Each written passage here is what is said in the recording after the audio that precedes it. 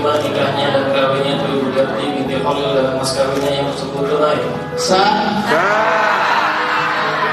Halal. Alhamdulillah.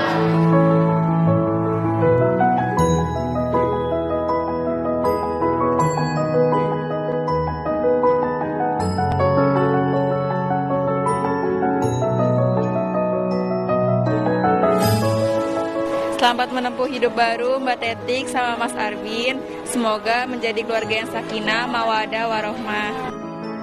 Semoga menjadi keluarga yang sakinah, mawadah, warohmah. Bahagia selalu.